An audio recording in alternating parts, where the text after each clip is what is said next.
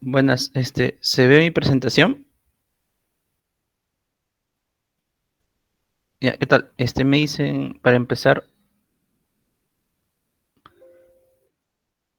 ya, ¿qué tal? Buenas tardes, con todos los presentes, las disculpas del caso por la demora. Vamos a empezar con el tema normalidades de crecimiento fetal, ¿ya? Básicamente lo que es macrosomía y RCU. Vamos a tratar de hacerlo dinámico para poder, sacarle provecho a esta presentación, ¿no? La idea es que ustedes tengan ciertos conceptos claros y se lleven información básica y de repente un poquito más si tienen curiosidad, ¿ya? ¿Qué entienden sobre alteraciones del crecimiento fetal? ¿Algún comentario? ¿Alguien con alguna idea? ¿Por qué creen que se producen estas alteraciones del crecimiento? Voy a calificar las participaciones. Doctor, ¿uno podría ser por anomalías placentarias? Ya, perfecto. ¿Qué más? ¿Algún otro comentario? Un problema Embarazo de postérmino. Ya, embarazo posttérmino. ¿Qué más? Infecciones. Doctor, también podría ser porque la madre es diabética, ¿no? El bebé puede nacer macrosómico. Ya. Madre diabética gestacional o durante el embarazo.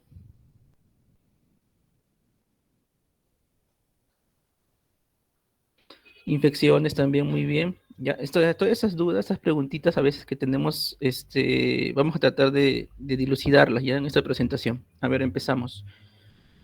Principalmente, la evaluación del crecimiento fetal es un objetivo clave, ¿no? Del control prenatal. ¿No? Muchos de ustedes ya han rotado por consultorio externo, han estado en consulta externa en la práctica y han visto la importancia del control prenatal, ¿no? Para ver o valorar indirectamente con la altura uterina un crecimiento fetal adecuado o inadecuado, ¿no? El crecimiento fetal, como mencionamos, depende de varios factores, ¿no? Como ustedes han mencionado, ¿no? Principalmente la función uteroplacentaria. Ya un feto que con una función uteroplacentaria disminuida normalmente tiende a una restricción del crecimiento, ¿no? Es un feto que tiene poco aporte, va a tener poco aporte nutricional. Y además de esto, las enfermedades maternas como la diabetes, las hipertensiones arteriales, los síndromes antifosfolipídicos, el lupus, las famosas colagenopatías, enfermedades renales, enfermedades pulmonares, enfermedades cardíacas, etcétera. Toda comorbilidad que tenga la madre puede condicionar un deterioro en el crecimiento del feto, ¿no? Un crecimiento disminuido, ¿ya? El crecimiento fetal deficiente está asociado, esto es muy importante, ¿ya? Con un mayor riesgo para este bebé, ya mayor riesgo para su mortalidad o alguna morbilidad. Puede tener complicaciones al nacer, ¿ya? O también puede morirse intrauterinamente, ¿ya? Por eso es importante ver o evaluar este desarrollo fetal, ¿no? Mm, ya, un desarrollo tiene mayor riesgo de morbilidad y mortalidad perinatal. Ya, a corto plazo y a largo plazo también. Sí, sí, sí, dígame. ¿Se quedó? Uy, chispas. Ahí cambió. Uy, chispas, a ver. Ahora sí.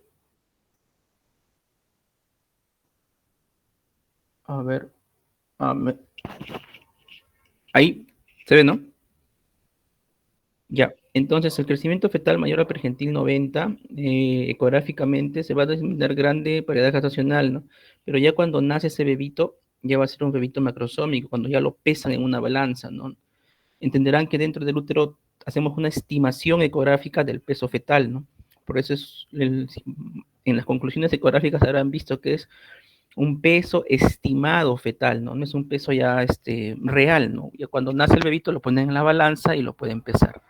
Pero cuando está intrauterinamente hacemos un estimado fetal, ¿ya? Y todo crecimiento fetal mayor al percentil 90 es considerado un feto grande para edad gestacional, ¿ya? Cuando ya nace, cuando lo pesan en una balanza y pesa más de 4 kilos, es un feto macrosómico en nuestro medio, ¿no?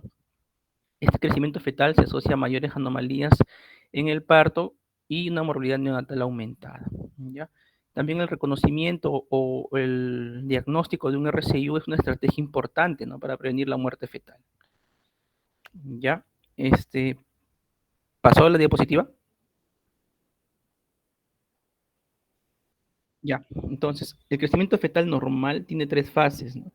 Una fase hasta la semana 16, una fase de hiperplasia, una fase hasta la semana 32, que es una fase de hiperplasia con hipertrofia, y a partir de la semana 32 es una fase hipertrófica, ¿ya? Es una fase en la cual el crecimiento fetal es más acelerado, ¿no? En las últimas semanas del embarazo el feto gana más peso, pero ya no ganan constitución del tejido, no hay más producción de tejido, simplemente es un aumento de del tamaño celular, más no en la cantidad de células, es una hipertrofia celular. Los factores que condicionan el crecimiento fetal, factores hormonales como la insulina, el lactógeno placentario humano y el cortisol. Ambientales, intoxicaciones, infecciones, tenemos al famoso TORCH, y en cuanto a las intoxicaciones, básicamente por metales pesados, ¿ya? La alimentación también es un factor externo, factor social, que básicamente es la nutrición, ¿no? Entonces, ¿cómo debemos un feto macrosómico? ¿Cómo lo diagnosticamos? ¿No? Hay que tener una diferenciación acá, ¿no? Como les había mencionado, un feto grande para edad gestacional es un feto que tiene un ponderado fetal ecográfico superior al pergentil 90 para la edad gestacional en la cual se encuentra. Como ustedes ven en la imagen de la derecha, se ve un feto de casi 6 kilos, gordito, y arriba se ve la distribución en las semanas del embarazo y las curvas de crecimiento.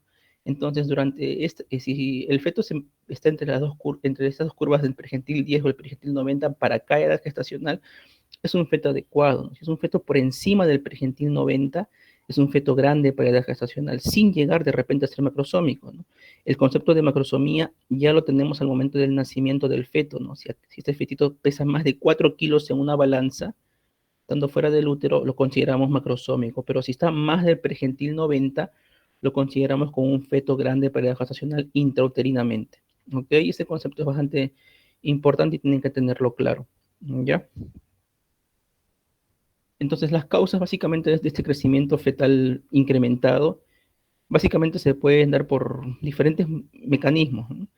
Uno de ellos es el factor de crecimiento similar a la insulina tipo 1, ¿ya? Un factor de crecimiento que induce la modulación del metabolismo materno, ¿no? El que estimula el crecimiento y la diferenciación de la placenta y estimula el transporte de nutrientes a través de la placenta. Ya en el año 60, más o menos, el doctor Pedersen lanzó una hipótesis, ¿no?, de crecimiento de estos fetos, ¿no?, por una hiperglucemia materna, ¿no?, que consecuentemente este factor de crecimiento va a permitir que esta cantidad de glucosa en sangre materna pueda pasar a nivel placentario, ¿no? Se produce una hiperglicemia fetal, ¿no? Esto consecuentemente va a producir una hiperinsulinemia fetal, ¿no? Este feto va a producir más insulina porque va a tener más glucosa a nivel de sanguíneo, ¿no? Entonces va a estimular esta glucosa, va a hacer que haya una secreción de insulina más aumentada, por el páncreas. Entonces esto va a hacer que este feto pueda depositar esta insulina, esta glucosa a nivel hepático, a nivel muscular y a nivel de la grasa que tiene este fetito, ¿no? Básicamente la grasa amarilla, ¿ya? Entonces, por eso es que los fetitos que tienen, pues las madres que tienen una hiperglicemia, tienen este factor de riesgo de poder tener fetos macrosómicos, ¿ya? Esa insulina induce aumento de los procesos anabólicos en el feto, como les había mencionado, va a ser un depósitos a nivel del músculo, a nivel del hígado y a nivel de las células grasas, ¿no?, de este fetito, ¿ya? Además, también va a producir esta insulina la incorporación de ciertos aminoácidos para que haya una mayor síntesis de proteína, ¿no? Una lipogénesis y una disminución del catabolismo proteico y de la lipólisis, ¿ya? Va a actuar también como esta insulina como factor de crecimiento produciendo hipertrofia y hiperplasia, ¿no?, en los tejidos que les había mencionado.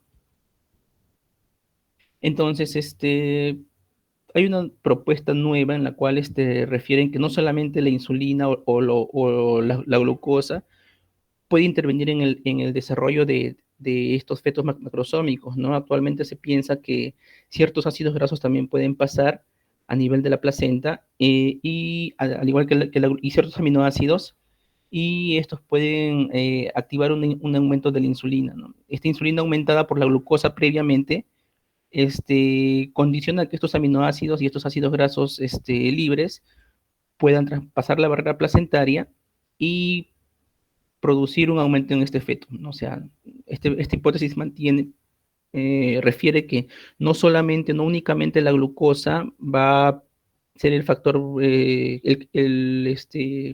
factor principal para el crecimiento fetal incrementado, sino también que esta glucosa va a aumentar la insulina en sangre fetal y va a producir que pueda haber mayor pase de aminoácidos, ciertos aminoácidos, y de ciertos ácidos grasos libres, ¿no? Para que este feto los pueda utilizar y los pueda depositar y sea un feto más grande. Entonces, sobre la placenta, sobre el factor de crecimiento insulínico tipo 1, hay diferentes revisiones, ¿no? Por ejemplo, en este artículo que del año 2023 nos habla sobre el mecanismo de ciertos moduladores que permiten que este feto pueda llegar a ser grande, ¿no? Por ejemplo, una madre, una gestante que tiene diabetes mellitus gestacional, que desarrolla diabetes mellitus gestacional, o que es una gestante obesa, o que tiene un incremento de peso más de del que debe tener, o tiene una ganancia excesiva de peso, va a condicionar a que haya ciertas hormonas como la insulina, la leptina aumentadas, o el factor de crecimiento insulínico tipo 1, y una disminución también de su proteína receptora de este factor de crecimiento insulínico tipo 1, que va a llevar a un aumento de la proliferación de la placenta, de las células placentarias, ¿no? Una disminución de su apoptosis y aumentos de síntesis de proteínas, ¿no? Lo que va a llevar en líneas generales a un incremento de la síntesis de proteínas, un incremento de la función mitocondrial en esta placenta, y a lo largo un incremento de su función, ¿no? Entonces, una placenta más grande, una placenta con mayor función, con mayor capacidad de poder transportar nutrientes, y que va por ser... ¿Sí? ¿Alguna pregunta? ¿Alguna pregunta? Ya continuamos. Entonces, va a ser un incremento de los nutrientes, se va a ver incrementado en este tipo de placentas, de este tipo de pacientes, va a transportar en mayor cantidad glucosa, aminoácidos y ácidos grasos, ¿no? Lo que va a llevar a un incremento del peso de estos fetos, ¿no? Eso es un mecanismo planteado en esta revista, ¿no? Les voy a dejar el link, o les voy a dejar el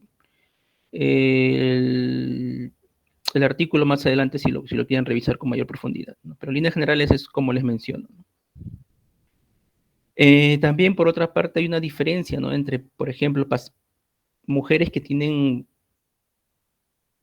fetos grandes y fetos con restricción de crecimiento intrauterino, ¿no? Por ejemplo, aquellas pacientes que desarrollan diabetes mellitus gestacional, que son obesas, que tienen ganancia excesiva de peso, o un consumo incrementado de alimentos, o mucha glucosa en su sangre, van a tener a desarrollar, como les había mencionado anteriormente, una placenta mucho más grande, ¿no? Porque va a aumentar el factor de crecimiento insulínico tipo 1, va a disminuir su proteína receptora, va a aumentar la insulina, y esto va a llevar a que esta placenta más grande, más funcional, pueda transportar mayores cantidades de nutrientes y como consecuencia desarrollar un feto grande. En cambio, en aquellas pacientes que desarrollan una diabetes mellitus tipo 1, una diabetes pregestacional, que tienen una pobre ganancia de peso, que tienen desnutrición, los factores hormonales van a estar invertidos, ¿no? Van a tener una disminución del factor de crecimiento insulínico tipo 1, un aumento de esta proteína fijadora de este factor de crecimiento insulínico tipo 1, una disminución de la insulina, ¿no? Lo que va a llevar a tener una placenta más pequeña y por consiguiente una placenta menos funcionante y con menor capacidad de transporte de nutrientes, ¿no? Y a la larga un feto con menor crecimiento, ¿no? Hasta acá está claro todo. ¿Alguna pregunta, alguna duda? ¿Preguntas, dudas? No tengan vergüenza, chicos, ¿eh? Estamos aquí para que despejen sus dudas. A ver, continuamos. Entonces, ¿cuáles son los factores de riesgo? ¿No? Van a haber diferentes tipos de factores de riesgo. En los constitucionales que están presentes antes del embarazo, por ejemplo, tenemos el antecedente, ¿no? De una madre que tenga un hijo más de 4 kilos anteriormente, ¿no? O un IMC antes del embarazo que sea aumentado, ¿no? Por ejemplo, que sea con sobrepeso u obesidad. Pacientes multíparas también es un factor de riesgo constitucional. Pacientes de etnia africana, raza negra o latina también es un factor de riesgo, y la diabetes previa, ¿no? La diabetes tipo 2 principalmente. La tipo 1 la habíamos visto que se ve se relaciona más frecuentemente con fetos con restricción de crecimiento. La tipo 2 con fetos más grandes. Entonces, dentro de los factores de riesgo gestacionales, el aumento excesivo de peso durante el embarazo, más de 16 kilos, que sea un feto de sexo masculino, o que la gestación se vaya prolongando, como lo dijo su compañero, ¿no? Que es un embarazo que se prolongue, que llega a las 40, 41 semanas, tiende a seguir creciendo, porque como les había mencionado, a partir de la semana 32 se da un proceso de hiper, hipertrofia de las células, ¿no? Y un crecimiento aumentado, una ganancia de peso aumentado en ese feto. O que desarrolla una diabetes gestacional también es otro factor de riesgo constitucional. Perdón, gestacional. El diagnóstico, ¿cómo hacemos el diagnóstico de un feto macrosómico, un feto grande? Tenemos que primero sospecharlo, ¿no? ¿Cómo lo sospechamos? Por la altura uterina. Es lo principal, la clínica, ¿no? Luego podemos pasar a una estimación ecográfica de ese peso fetal mediante la biometría con la fórmula de Hadlock, eso lo hace ya el ecógrafo, ¿no? Y vamos a tener en cuenta ahí diferentes medidas, ¿no? De este fetito, ¿no? El diámetro biparietal, la circunferencia cefálica, la circunferencia abdominal nos sirve bastante, es lo principal de estos 4 parámetros, y la longitud femoral, ¿no? Obviamente con estos 4 parámetros se ingresa a un algoritmo, el ecógrafo saca un ponderado fetal estimado con estos parámetros, pero lo que más nos sirve aisladamente es la circunferencia abdominal. ¿Okay? Una correcta datación de la edad gestacional, por supuesto, una estimación del pregentil de peso ajustado para la edad gestacional y el sexo también, y también al final del embarazo aumenta el valor predictivo positivo de la ecografía, ¿no? Para la predicción del peso al nacer. Entonces, si esta paciente si es menor de 37 semanas y tiene un feto grande por edad gestacional, y si el ponderado fetal estimado es mayor del percentil 90 en 2 mediciones separadas de 3 a 4 semanas, podemos diagnosticar ya como este feto que es grande para edad gestacional, ¿no? Y si es mayor de 37 semanas, grande para edad gestacional, si el ponderado fetal estimado ecográfico es mayor del percentil 90, solamente necesitamos una medición. En pacientes con diabetes gestacional o prediabetes, es solamente una medición, nada más, ¿ya? Sea la semana que sea. Entonces, ¿por qué es importante esta valoración de estos fetos grandes, de estos fetos que pueden ser macrosómicos o grandes para edad gestacional? Porque se ha visto que estos fetos tienen peores resultados o tienen mayores complicaciones al nacer. Se hizo el año 2008 un estudio, ¿no? Una revisión, ¿no? El estudio APO, ¿no? Que revisaba los eventos adversos perinatales que se producían en estados de hiperglicemia materna, ¿no? Entonces, ¿qué encontraron en este estudio, en esta revisión? Que el peso mayor al PGD 90, ¿qué nos podía dar? Cesáreas incrementadas, hipoglicemia neonatal, hiperinsulinemia fetal, partos antes de las 37 semanas, distocia de hombros y trauma obstétrico, necesidad de UCI neonatal, hiperbilirrubinemia, preeclampsia también podría desarrollarse, ¿no? Entonces, no es tan simple no ver a un fetito grande, tiene sus complicaciones más adelante, puede tener este feto sus complicaciones antes del parto, durante el parto, posterior al parto. Entonces, ¿qué se recomienda usar ahora para el diagnóstico de diabetes gestacional? La Asociación Internacional para el Estudio de la Diabetes durante el Embarazo recomienda hacer este diagnóstico basado en el estudio APO, ¿no? Sugieren hacer en nuestro medio el test de un solo paso, ¿no? Ustedes habrán revisado otra bibliografía en Estados Unidos, Europa, que hacen el test de 2 pasos, ¿no? En nuestro medio se sugiere hacer el test de un solo paso. ¿Por qué? Porque nuestra población, genéticamente, la raza latina, está predispuesta a desarrollar ciertas enfermedades, ¿no? Como son la hipertensión y la diabetes. Ya que nuestra población genéticamente tiene esa predisposición, se sugiere hacer este estudio de un solo paso, ¿no? Con 75 gramos de glucosa, ¿no? En solución oral de glucosa, ¿no? Y los valores de corte son los siguientes, ¿no? Si es preprandial, tiene un valor mayor a 92, o a la hora de haber tomado esta solución de 75 gramos de glucosa, tiene más de 180, o a las 2 horas tiene más de 153, con un solo valor positivo, ¿ya? Se tiene el diagnóstico de diabetes gestacional, ¿ok? Y que tiene que hacer con ciertas preparación, ¿no? Por ejemplo, tiene que haber un ayuno por lo menos de 8 horas, ¿no? Y que tienen que realizar este test principalmente en la semana 24 y 28, ¿no? Porque es el momento donde una hormona, el lactógeno placentario humano, está en su pico, ¿no?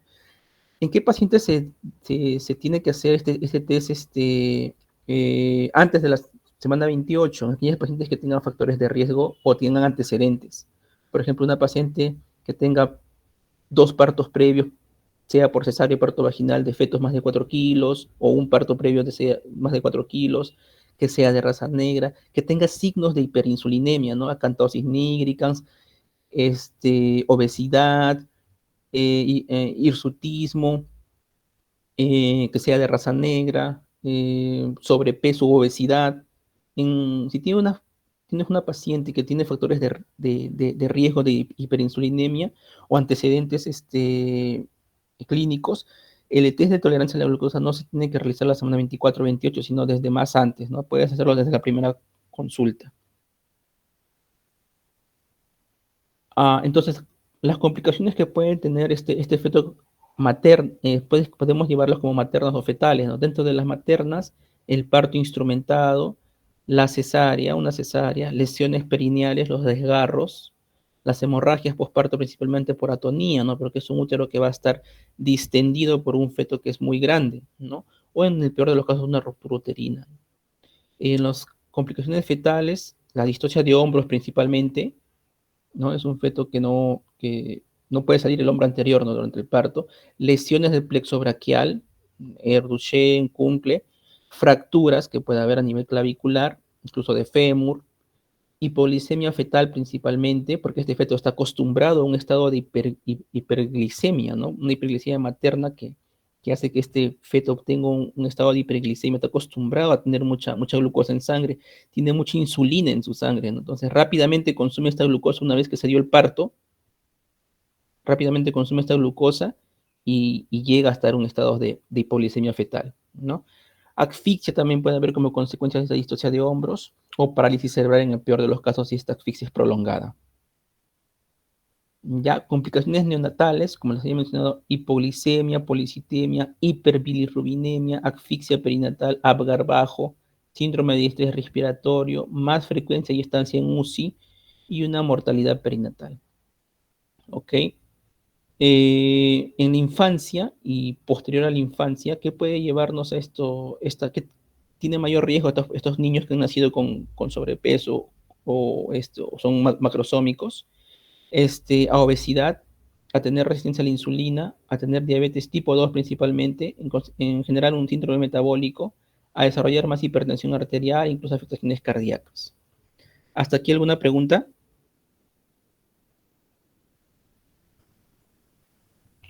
Doctor, una consulta. Dijo que si tiene factores de riesgo se le toma el test de tolerancia oral a la glucosa antes de las 24 Sí, semanas. ¿Y si los tienes, valores son los mismos, los son los expresos? mismos, son los Ah, mismos. Si tienes una paciente que, como se había mencionado, que tienen, por ejemplo, antecedentes de partos de más de 4 kilos, es de raza negra, hiperinsulinemia, obesa, entonces puedes tomar el test de tolerancia, no necesariamente entre la semana 24 y la semana 28, sino antes, ya desde el primer control. Obviamente es recomendable repetirlo la semana 24 o la semana 28, ¿no? Por el pico del lactógeno placentario humano. Entonces, el manejo, ¿cómo es el manejo? Primero, diagnosticarlo, ¿no? Hacer el test de tolerancia a la glucosa, eh, tener controles más seguidos si esta paciente sale positiva, porque tiene el riesgo de que, si este test de tolerancia a la glucosa sale alterado, tener los controles más estrictos con esta paciente. La ganancia de peso también tiene que ser más estricta, una dieta adecuada, ya, hacer una ecografía morfológica detallada, ¿no? También de estos fetos, porque esta diabetes puede condicionar alteraciones morfológicas en los fetos. Una diabetes tipo 2 pregestacional tiene más factor de riesgo, tiene más riesgo de desarrollar alguna alteración morfológica en estos fetos. ¿Ok?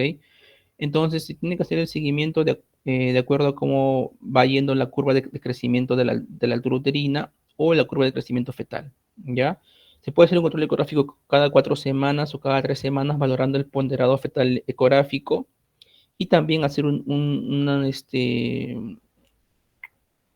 y también evaluar el bienestar fetal, ¿no? Incluyendo valorar el líquido amniótico siempre, porque recuerden que los estados de estas pacientes, por ejemplo, con diabetes tipo 2, pueden llevar a una insuficiencia uteroplacentaria, ¿ya? Entonces, ¿cómo se va a ver reflejado en una ecografía una insuficiencia uteroplacentaria con unos niveles de líquido amniótico disminuidos, ¿no?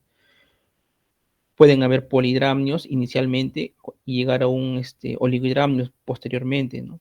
Valorar también los movimientos fetales, ¿no? Hacer un perfil biofísico fetal o un monitoreo fetal electrónico más adelante, ¿ya?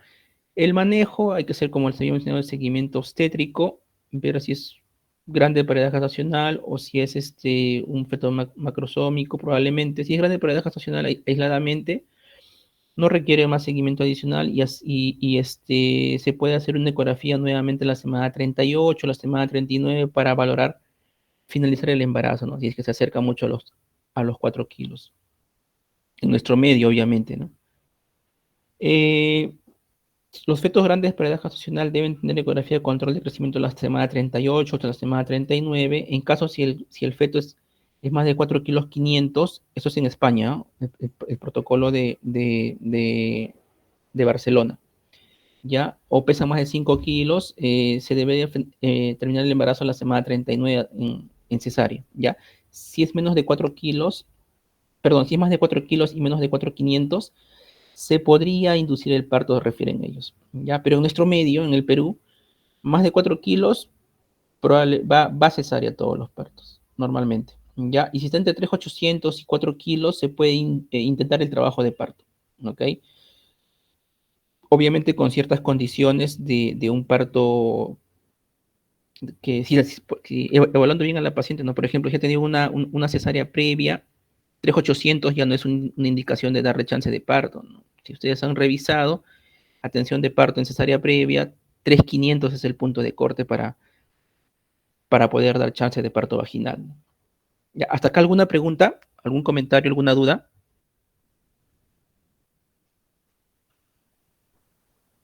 ¿Algún comentario, preguntas, dudas sobre macrosomía?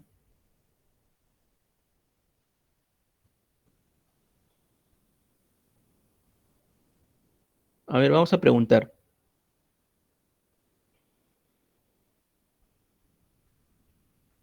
A ver, Camila, ¿está presente?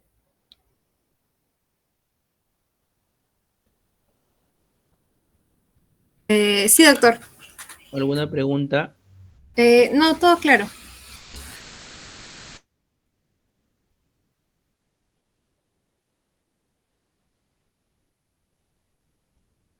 Daniel Cipriano,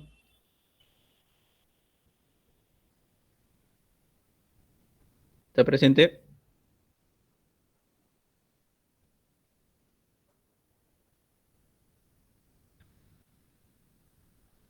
Ojo que voy a calificar la participación. Daniel Cipriano está presente. Antoine Chiara,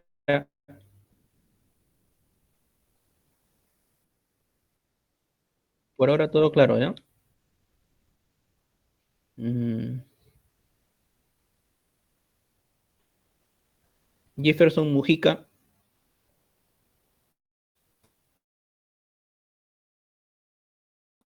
Sí, doctor, ¿ya? todo claro.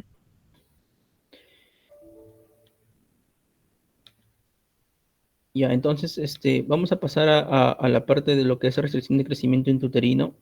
Se ve, ¿no? La pantalla, ¿no? Ya, a ver, ¿qué entienden por restricción de crecimiento intrauterino? No me digan simétrico asimétrico. Es cuando el feto no crece de la semana de edad actual que debería tener, no crece en su periodo que debería crecer, o pesa menos de lo que debería pesar, menos del percentil de 30. Perdón, ¿percentil cuál? 30.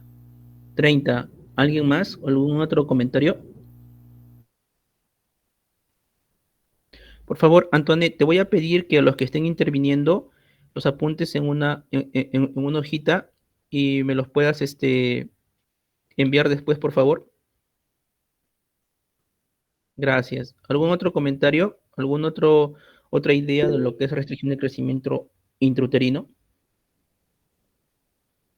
Doctor, Sí, doctor, sobre todo, ay, disculpa, o sea, Sí, sí. sobre el diagnóstico, lo que estaba mencionando mi compañero, era que, o sea, al momento de hacer el diagnóstico es cuando están menos del percentil 10 con el Doppler alterado o menos del percentil 3. En cualquiera de los casos se hace el diagnóstico del RCU. Ya, ese es un diagnóstico matemático, ¿no? Nos hallamos o nos regimos por el peso fetal en este caso, ¿no? Matemáticamente, ¿no? Pero en sí el concepto, ¿cuál es? ¿Qué doctor, idea sería, más tienen? A ver. doctor, sería un producto que no alcanza su potencial genético. Claro, ¿no? Es aquel feto que no alcanza el potencial que tiene genéticamente predispuesto para desarrollarse, ¿no? Por algún motivo, ¿no? Esa es materia de estudio, ¿no? Que no pueda desarrollarse adecuadamente por de repente un problema infeccioso, de repente un problema vascular, de repente un problema inflamatorio, etcétera, ¿no? Un problema placentario, etcétera. ¿Ya? ¿Algún otro comentario? Es una discordancia entre la edad gestacional y el tamaño. Ya. ¿Qué sería importante en ese caso? Hablando de edad Bueno, gestacional. la altura uterina, ¿no? Para poder hacer un primer diagnóstico antes de llegar a la ecografía. Ya. ¿Qué más sería importante? Está bien, ¿ah? Pero ¿qué más? ¿Qué otra cosa sería importante hablando Ah, de edad sería La gestacional? circunferencia abdominal. Ya nos puede ayudar la circunferencia abdominal. Es una parte, un criterio diagnóstico. ¿Qué más? ¿Qué más? ¿Qué otra idea tiene? doctor, ¿podría ser tener una fecha de material confiable para poder determinar correctamente la edad gestacional? Perfecto, ¿no? Uno tiene que determinar primero una edad gestacional que sea lo más cercana a lo que es realmente, ¿no? Imagínate que estás en un escenario de duda, estás encontrando un feto en el percentil 8 o 5 ya, y has hallado mal la edad gestacional, has calculado mal la edad gestacional, y realmente ese feto tiene 30 semanas y tú le calculaste 34 semanas. Por eso te jalen en el percentil 5. Si realmente estaría en si no tomarías en cuenta perdón, si dataste mal la edad gestacional y lo colocas en el percentil 30, de repente no estaría en el 5, estaría en el 40, 50, adecuado. Vamos al otro lado. Si tú, por ejemplo, encuentras un fetito que realmente tiene 34 semanas y tú le ataste 30, pasaría lo contrario, ¿no? Por eso es importante datar bien la edad gestacional para tener más fidedignamente el peso real de ese feto. ¿Ya? Entonces, miren, en esta imagen sobre el RCU hay varias propuestas por las cuales se desarrolla este RCU. ¿Ya? Antiguamente se hablaba de un RCU simétrico, asimétrico. ¿Ya? Ustedes revisan el Williams, las ediciones antiguas hablan de un RCU simétrico, asimétrico. ¿Ya? Refieren que el RCU simétrico es aquel que se presenta desde tempranas edades gestacionales, se produce ese desarrollo, por lo cual este feto desarrolla cierta simetría, siendo pequeño. O sea, su cabeza va a ser concordante con el abdomen. En cambio, si es que este problema de restricción de crecimiento se desarrolla tardíamente, este feto va a ser cabezón y su barriguita chica. Obviamente con un peso fetal disminuido. ¿Por qué? Porque este feto va a proteger su cerebro. Es lo más importante que tiene. En detrimento del volumen hepático. Por eso es que la barriga es más delgadita y la cabeza es más grande. En los que son asimétricos. Y se desarrolla su enfermedad, su restricción de crecimiento tardíamente, digámoslo así. Y en los que se desarrolla su enfermedad inicialmente en las primeras semanas del embarazo, son simétricos. Tienen tanto la cabeza como la barriguita chiquita. Ya, esa clasificación ya no se usa, ¿no? Está desfasada. ¿Por qué? Porque simplemente nos daba el resultado de esos fetos al nacer. Veíamos al nacer, más no se comprendía la hemodinamia que presentaba ese fetito dentro del útero. No veíamos simplemente el resultado, más no la evolución o no veíamos el por qué se está produciendo este fenómeno. ¿Ya? Entonces el RCU, como lo hemos mencionado, es aquel feto que no logra alcanzar su potencial de crecimiento genéticamente predeterminado, ¿no? Entonces este concepto de potencial de crecimiento es muy abstracto, ¿no? Hasta no se puede saber cuál es el potencial de crecimiento de cierta persona desde su concepción, ¿cierto? Entonces, medir ese potencial de crecimiento genético es bastante abstracto. Entonces, estas definiciones posiblemente vayan a ser modificadas o vayan a cambiar en los siguientes años, ¿no? Hasta ahora lo que tenemos es que su definición es aquel feto que no puede desarrollarse,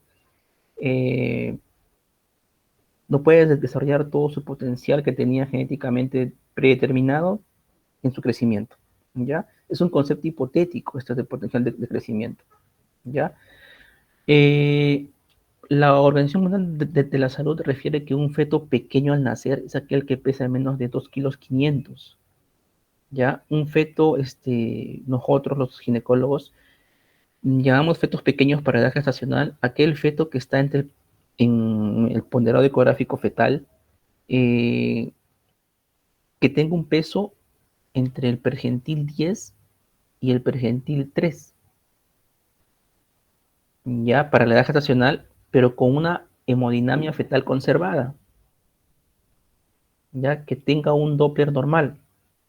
Hemodinamia fetal conservada es que tenga un Doppler normal, sea de arteria uterina, sea de arterias umbilical, sea de arteria umbilical, sea de arteria cerebral media, sea de del ductus venoso, etcétera, ¿no? O sea, sea un feto entre el pergentil 10 y el pergentil 3, pero con el Doppler conservado.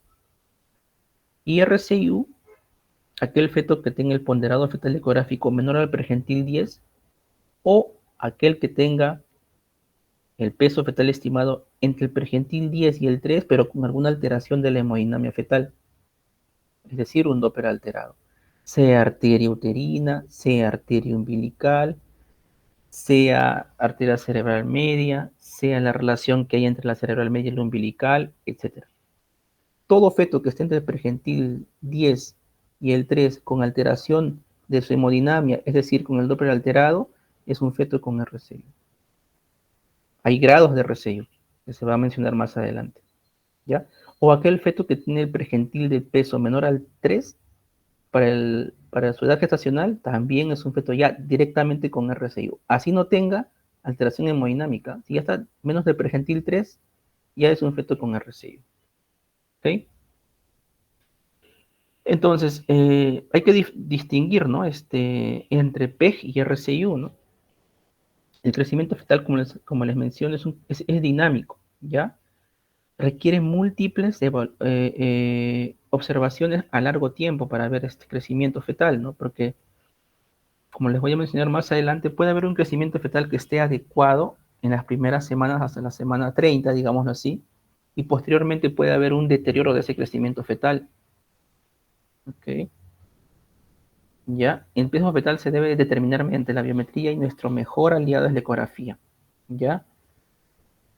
El pequeño paralaje gestacional es un feto con ponderado fetal ecográfico o circunferencia abdominal menor al pergentil 10, ¿ya? Sin riesgo incrementado de pronóstico adverso, es decir, que tiene un Doppler normal. Y la restricción de crecimiento fetal es la falla en alcanzar el potencial de crecimiento que tenía genéticamente determinado ese feto. Para hacer esa distinción entre pequeño y RCU, se va a necesitar de la ecografía, ¿ya? Se va a necesitar del Doppler para hacer esta distinción. ¿Hasta acá todo claro? ¿Dudas? ¿Preguntas? ¿Está claro todo sobre RCU? Es un poquito abstracto estos conceptos, pero por eso les pregunto si está claro.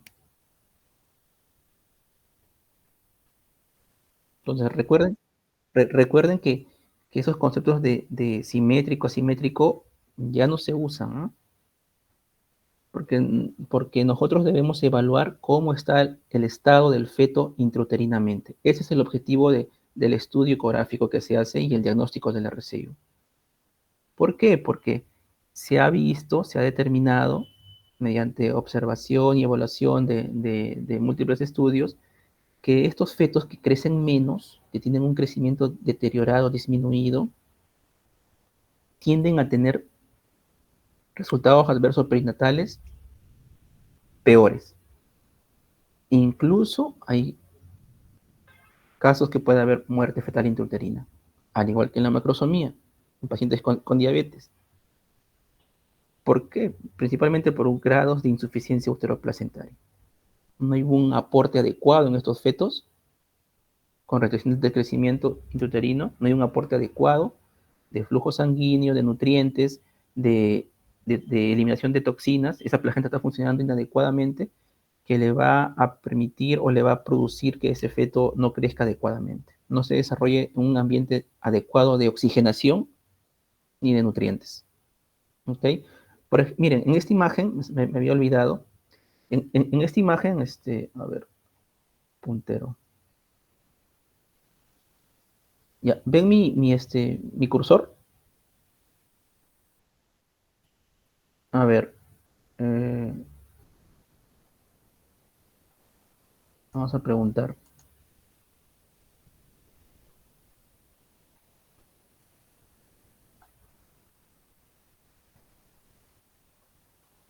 A ver,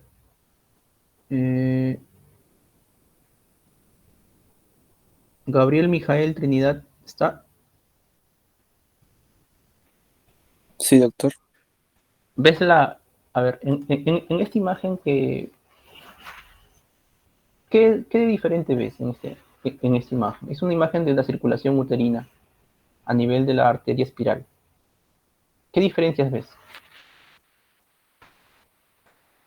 El flujo, doctor, que, bueno, en el caso de lo normal es más angosto, ¿no? O sea, eh, es libre, ¿no? A diferencia de la patológica, que es más estrecho. Ya,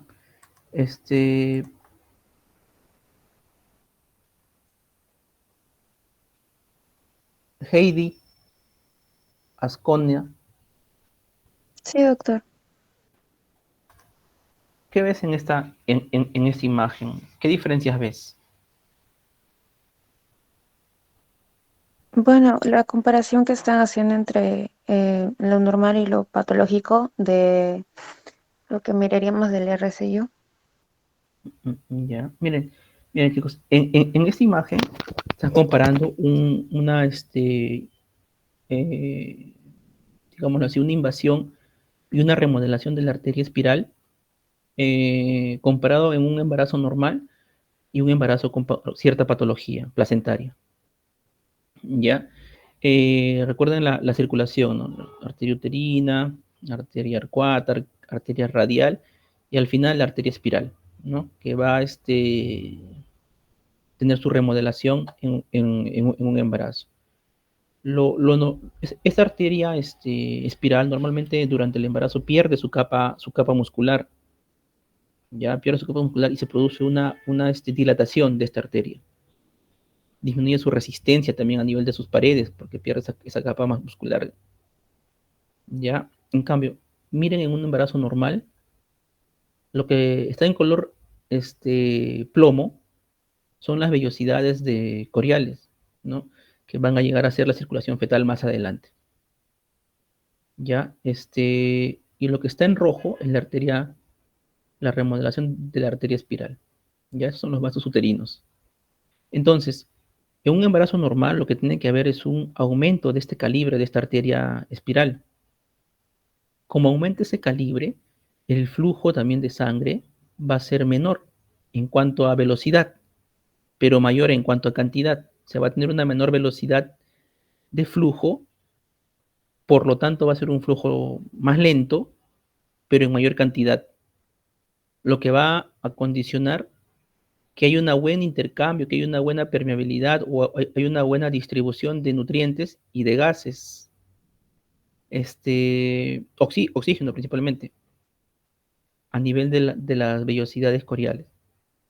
En cambio, un embarazo patológico no va a haber esta remodelación, ya no se va a producir esta remodelación de esta arteria espiral. Y este flujo, como no hay esta remodelación, esta pared está más gruesa, no ha perdido su capa muscular esta arteria espiral. Como no la ha perdido, el flujo, el calibre, perdón, es más angosto y la velocidad es mucho mayor. Por ejemplo, en el normal se ve que la velocidad es aproximadamente 10 centímetros por segundo y en el patológico 1 a 2 metros por segundo. O sea, es mucho, mucho mayor. Entonces, si tiene una velocidad aumentada y un calibre disminuido, el flujo de sangre va a ser pobre. Con mayor velocidad, sí, pero en menor cantidad. Lo que va a predisponer un intercambio gaseoso y y un aporte de nutrientes mucho menor, produciendo en esta zona isquemia, principalmente isquemia, ¿no? Factor de liberación de factores antiangiogénicos, liberación de factores eh, inflamatorios. ¿Ok? Nos hemos quedado acá. Entonces, para la definición va a haber diferentes sociedades o grupos científicos en las cuales van a definirlo. Por ejemplo, tenemos la Sociedad de Medicina Materno-Fetal de Estados Unidos, que únicamente para el estudio y la evolución de estos fetos con RCIU utilizan un solo vaso, ¿no? Utilizan la arteria umbilical, ¿no? En esta guía del año 2020, 2020, perdón, del año 2020, ellos refieren que su diagnóstico para fetos con restricción de crecimiento fetal son aquellos fetos que tienen menos de pergentil 10 y o el abdomen menos de pergentil 10, el abdomen únicamente, ¿ya? Lo van a clasificar como tempranos o tardíos, depende de qué momento del embarazo se desarrolle o se diagnostique esta enfermedad, este cuadro de restricción de crecimiento. Temprano, si es menos de las 32 semanas, o tardío, si es más de las 32 semanas. Ellos hablan de RCIU, de restricción de crecimiento fetal severo, cuando el ponderado fetal es menor del pergentil 3. ¿Ok? Lo que usan ellos para su evaluación es únicamente la arteria umbilical, el Doppler de la arteria umbilical. Y obviamente un examen complementario que es el registro cariotocográfico, ¿no? Lo van a clasificar en diferentes grados, o sea, por ejemplo, si su manejo también va a ser en diferentes grados, ¿no? Por ejemplo, si esta arteria umbilical está normal y el feto es más del pergentil 3, pero menos del pergentil 9, el parto puede producirse por vía vaginal en la semana 38 o 39. Recomiendan eso. Pero si el feto está menos del pergentil 3, recomiendan hacer su evaluación cada 2 semanas con con ecografía o cardiotocografía cada una semana y el parto a partir de la semana 37. Pero, por ejemplo, si esa arteria umbilical muestra cambios, por ejemplo, si está disminuido, recomiendan que el parto debe ser a la semana 37. Si esa arteria umbilical está ausente, su flujo diastólico está ausente, recomiendan que el parto debe ser en la semana 34 aproximadamente. ¿Ya? Y si la arteria umbilical tiene la diástole reversa, el flujo diastólico reverso, recomiendan que este embarazo debe terminar la semana 30, la semana 32. ¿Ya? Mira, Estados Unidos, la Sociedad de Medicina Materno-Fetal de Estados Unidos únicamente usa la arteria umbilical para el diagnóstico, perdón, para el manejo de los fetos con restricciones de crecimiento fetal. ¿Ya? Usan la arteria umbilical, ¿por qué? Entonces, ¿qué debemos tener en cuenta acá? Que esta evaluación con únicamente la arteria umbilical, debemos tener en cuenta que la arteria umbilical va a presentar variaciones en el Doppler, alteraciones, cuando está alterada aproximadamente un 30 o 40% de la función placentaria. Ahí recién se va a evidenciar ecográficamente una alteración del flujo Doppler de la arteria umbilical. ¿Ya? Entonces, si es que está un 10%, un 15% alterada esa placenta, poco funcionante o que no funcione, no va a haber no se va a presentar alteraciones en el Doppler de la arteria umbilical. Recién a partir del 30 o 40% de compromiso placentario, recién ahí se va a producir alteraciones se va a evidenciar, perdón, alteraciones en el Doppler fetal de la arteria umbilical. ¿Ya? Tengan en cuenta eso. Entonces, el año 2020, la Sociedad Internacional de Ultrasonido en Obstetricia y Ginecología, ISUOG, dio unas recomendaciones, una guía de práctica clínica, ¿no? Para el diagnóstico y el manejo de las restricciones del crecimiento fetal. ¿Ok? Entonces, ellos en esta reunión que hubo el año 2020, sugirieron que se debe realizar el diagnóstico mediante un consenso, seguir los diagnósticos, seguir las normas que había dado un consenso, ¿no? Se llama el consenso Delphi, del año 2016, ¿no? ¿Qué dice este consenso? ¿Cómo define, ¿no? Un RCIU, ¿no? Operacionalmente, ¿no? Que, por ejemplo, ellos lo dividen en dos tipos de RCIU, temprano y tardío.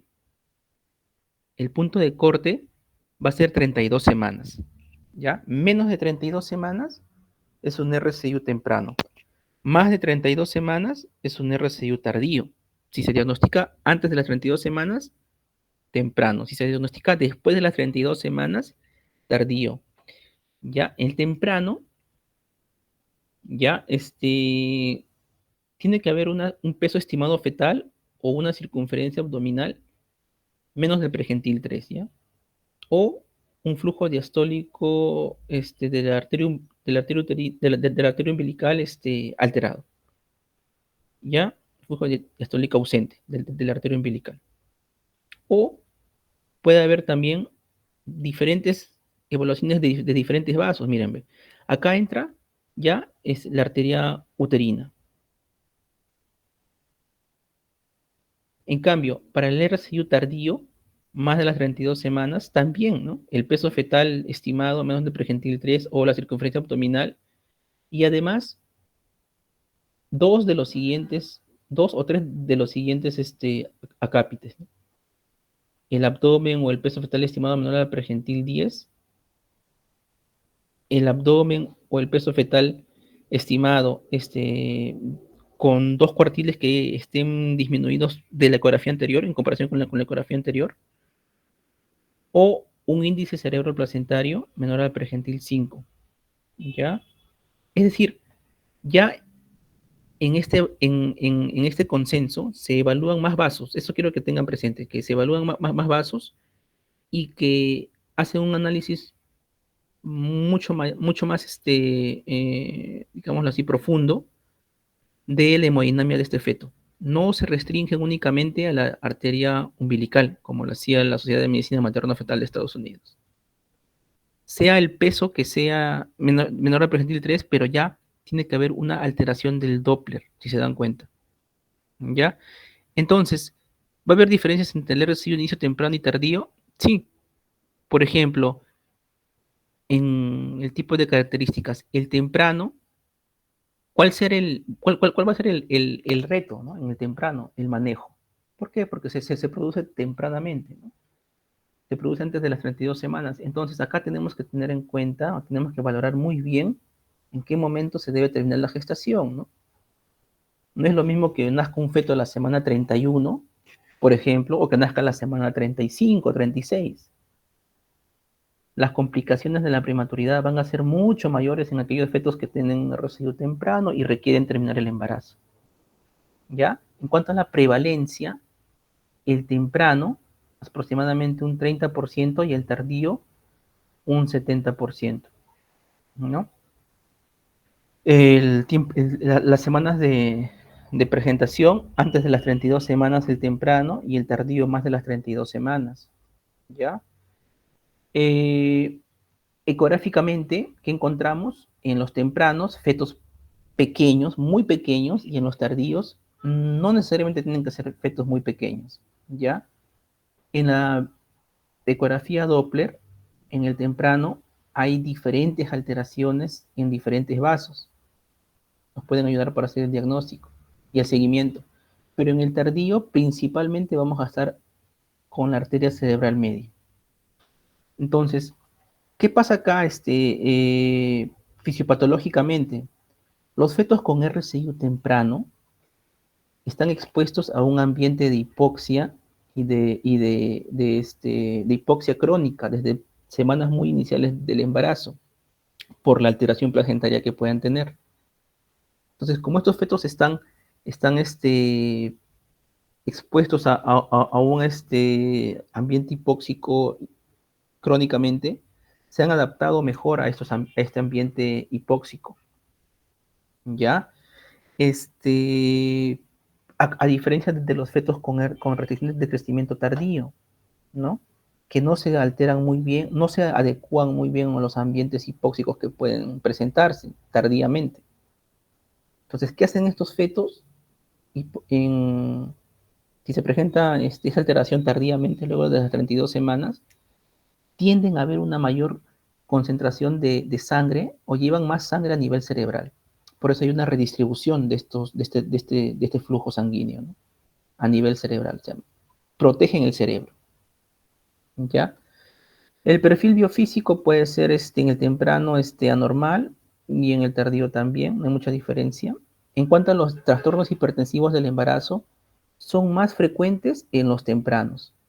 En los RCIO tempranos están más asociados con los trastornos hipertensivos del embarazo.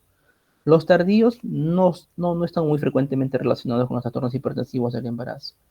En cuanto a la placenta, ¿no? ¿Qué se encuentra en la placenta? Histopatológicamente, en los tempranos hay una pobre placentación, ¿ya? Hay una alteración muy marcada de las arterias espirales, ¿no? De su compromiso, del cambio que debe tener esas arterias. No tienen esos cambios. Hay procesos isquémicos, hay procesos, hay trombosis en esas placentas, ¿ya? Hay una mala perfusión en los tempranos. En los tardíos, estas complicaciones, estos hallazgos del temprano son menos frecuentes, ¿ya? Son menos frecuentes. Hay en cierto grado, pero menos frecuentes, ¿no? La mortalidad, obviamente, en los tempranos es más alta que en comparación con los tardíos. ¿Y qué hay en relación al sistema cardiovascular materno? Hay el sistema cardiovascular materno, hay un bajo gasto cardíaco materno y una alta resistencia vascular periférica en los tempranos. Y en los tardíos, un alto gasto cardíaco, pero con baja resistencia vascular periférica. ¿Ya? Entonces, como les había comentado, ¿no? La incidencia más frecuentemente en el tardío que en el temprano, el impacto clínico en el temprano, alta mortalidad y morbilidad, en el tardío, baja mortalidad, alta morbilidad, porque iguales normalmente son prematuros, pero no tan prematuros. La enfermedad placentaria es alta en el temprano, en el tardío es baja. ¿Ya? La hemodinamia fetal, como les había mencionado, sufre una adaptación del sistema cardiovascular, ese fetito, ¿no? Se adapta a sistemas hipóxicos crónicamente. En cambio, en el tardío no se adapta muy bien y lo que tiene que hacer es proteger el cerebro, ¿no? Hay una redistribución de su hemodinamia, de estos fetitos. ¿Ya? Hasta aquí, claro, preguntas, dudas.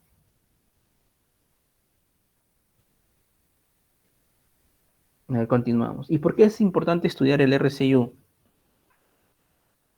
Porque estos fetitos con crecimiento fetal disminuido tienen peores resultados perinatales al nacer, sea por la prematuridad o sea por el peso disminuido que tienen al nacer. Puede ser un feto a término, pero con un peso de menos de 2.500, ¿no? O también por el riesgo de muerte fetal. Tienen un riesgo de muerte fetal más incrementado, hasta 8 veces más incrementado que un feto que no tiene restricción de crecimiento fetal.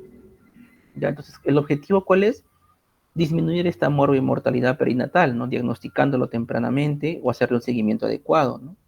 Disminuir complicaciones a mediano y largo plazo, mejorar el pronóstico.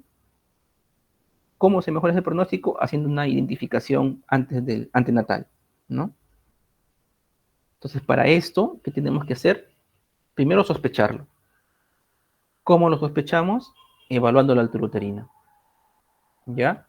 Datar bien también la edad gestacional, ¿no? Como lo había mencionado su compañera, hacer una ecografía, porque nuestro aliado acá es la ecografía, y si es necesario hacer la ecografía Doppler para hacer el diagnóstico o para hacer el seguimiento, ¿ok? Porque la ecografía Doppler nos va a indicar indirectamente cómo está ese compromiso hemodinámico fetal, ¿ya?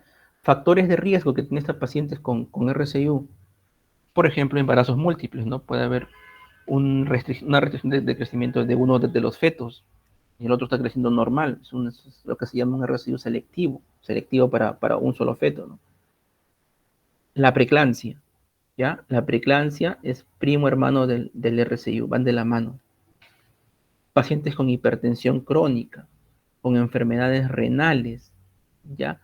Pobre ganancia de peso en el embarazo, menos de 8 o 6 kilos, nutricional. Es un factor también de factor económico, ¿no?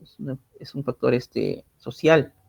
Antecedentes de un feto con RCIU, que sea una madre que tenga alguna colagenopatía, el lupus o el síndrome antifosfolipídico. ¿Y por qué el síndrome antifosfolipídico? ¿Alguien sabe? ¿Qué produce el síndrome antifosfolipídico? A ver, Abortos. ya, pero ¿por qué los abortos, Daniela?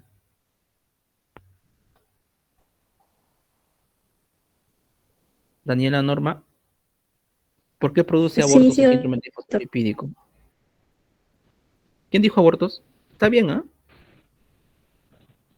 Sí, me acuerdo haber visto cuando llevamos reumatología que producía abortos. Ya, pero ¿por qué produce los abortos?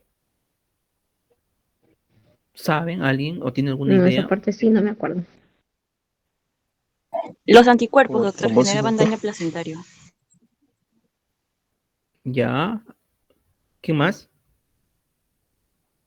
¿Alguien dijo trombosis? Sí, doctor, por trombosis. Es Coágulos por trombo, placentarios. básicamente. Exacto, ¿eh? Hay una insuficiencia placentaria porque hay trombos, se producen trombos a nivel del espacio intervelloso, ¿ya? Esos trombos van a producir áreas de necrosis y de isquemia a nivel placentario, con lo cual esa placenta se va a hacer menos funcionante,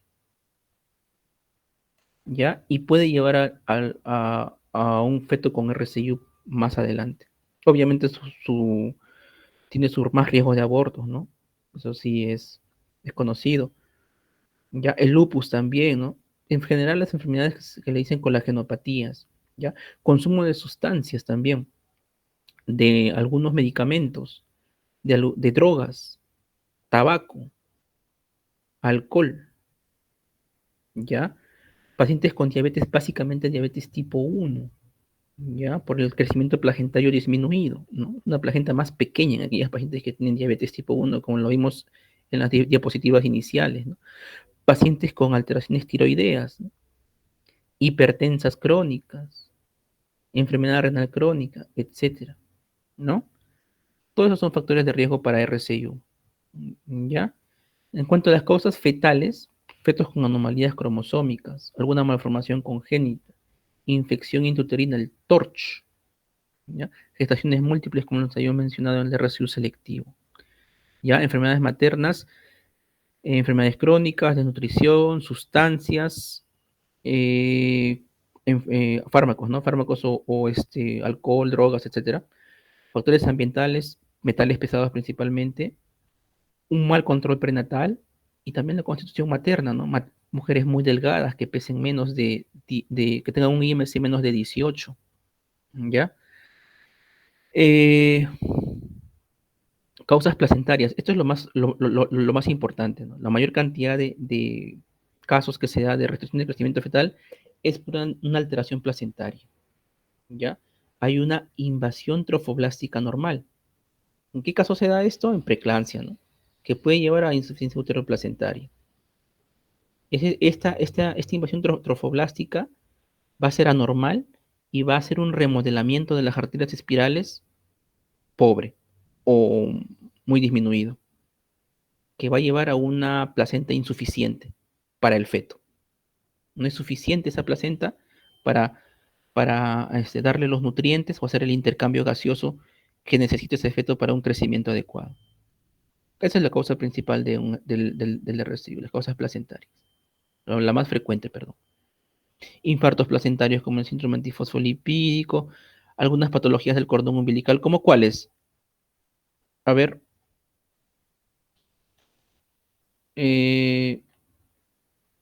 Piero Gambarini está. Presente, doctor. ¿Qué causas de patologías del cordón umbilical o te pueden ocasionar, por ejemplo, una restricción del crecimiento intrauterino? ¿Podría ser un nuevo verdadero? ¿Qué dice Pamela Villanueva?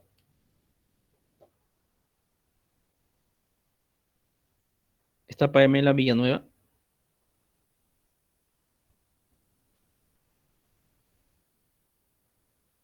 ¿Qué dice Vanessa Ticona? ¿Está Vanessa Ticona? Sí, doctor. ¿Qué tal? ¿Qué causas patologías del cordón, perdón, crees que puedan causar restricción del crecimiento intrauterino? Circular de cordón Mm, o ya, doble circular. ya. ¿Qué dice Mitzel?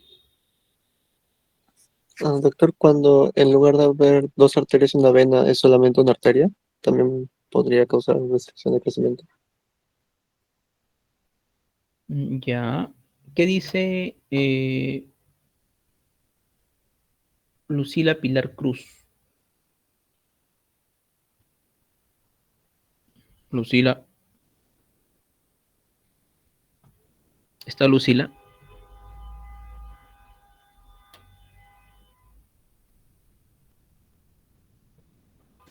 Sí, doctor. ¿Qué causas de patología de cordón umbilical puede ser causa de RCIU o bebés pequeños?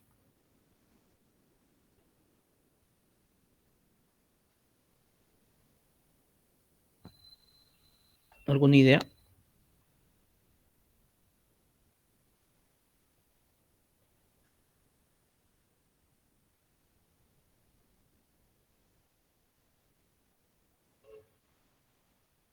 Flavia Sáenz. ¿Está Flavia Sáenz? Sí, doctor, buenas tardes. ¿Qué tal? Buenas tardes. ¿Alguna causa que creas de patología de cordón que pueda provocar restricción de crecimiento o un feto pequeño? ¿Qué patologías del cordón hay? Aparte de los El cordón circulares. corto. Ya. Fernanda Fuentes. Sí, doctor. Considero que también podría ser algún quiste, un angiomioma que comprima el vaso. Ya, puede ser, eso sí puede ser, algún quiste que pueda haber. ¿Qué más? A ver,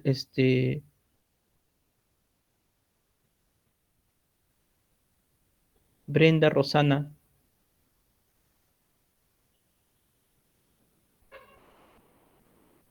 A ver, Arnold Flores.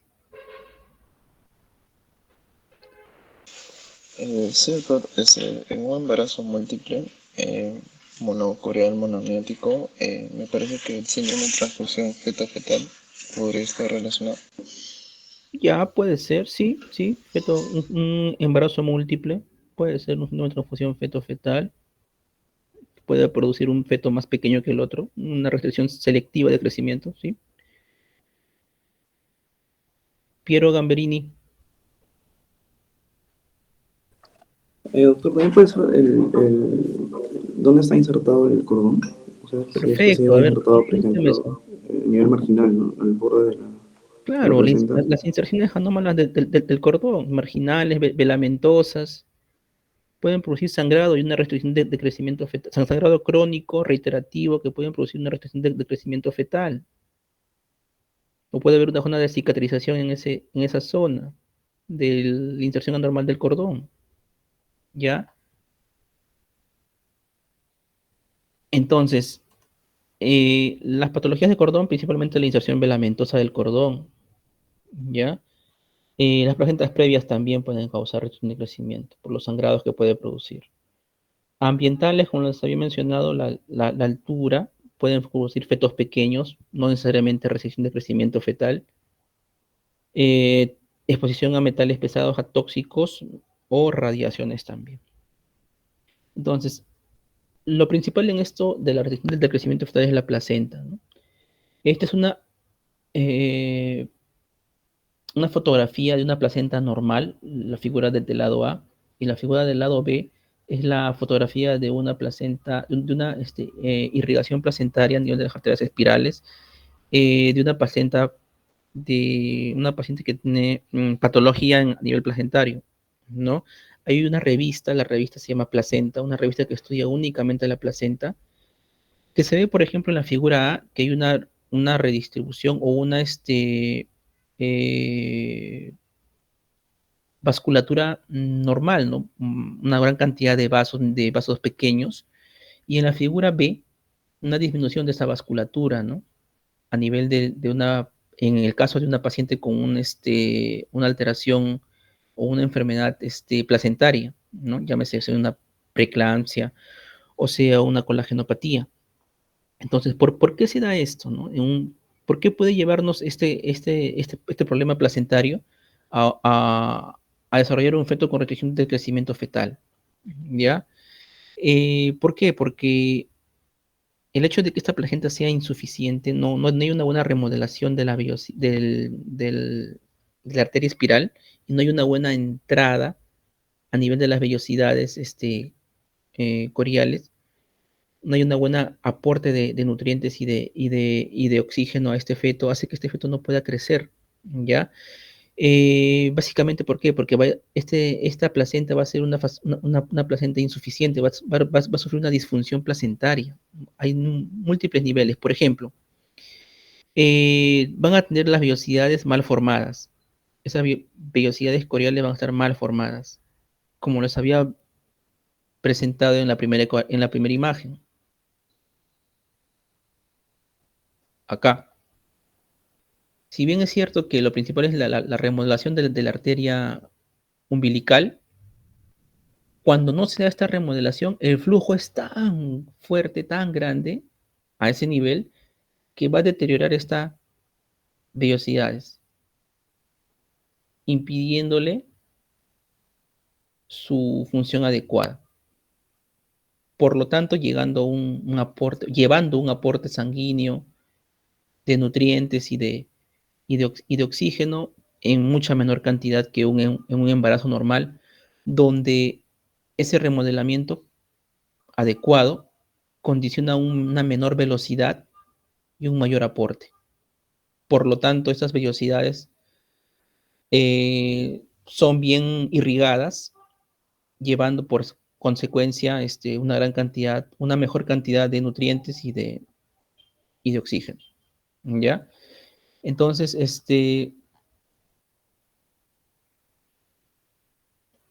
el trofoblasto en las placentas con restricción de crecimiento intrauterino tienen proliferación disminuida, ¿ya? Aumentan la apoptosis, su metabolismo está alterado y su senescencia y capacidad invasiva está deteriorada. Entonces, es una placenta no penetra bien, porque hay un aumento, por ejemplo, de factores proinflamatorios, como la interleuquina 6, la interleuquina 8, el factor de necrosis tumoral alfa. Todo esto va a llevar a que esta placenta no sea adecuadamente funcionante. Va a perder su capacidad invasiva esta placenta y la genescencia va a ser disminuida. ¿Ya?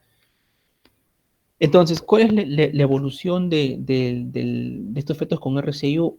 Inicialmente hay un daño placentario, que va a ser que va a provocar este daño placentario una disminución de la función placentaria. ¿Cómo se va a ver expresada esta disminución de la función placentaria? En el Doppler fetal. Sea en el Doppler de arterias uterinas, que es en el caso del lado materno, digámoslo así, o en el Doppler de las arterias umbilicales, que es el lado de la parte fetal. ¿Ya?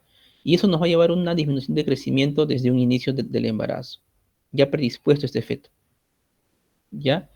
Posteriormente, este daño que sufre la placenta, hay una compensación que va a producirse, ¿no? Una compensación hemodinámica de este feto. Entonces, esa compensación hemodinámica, ¿cómo se ve reflejado? Obviamente con esa arteria umbilical alterada, también ya está alterada la arteria uterina previamente. ¿Qué nos va a llevar en el feto? Que este feto va a redistribuir el flujo sanguíneo que tiene.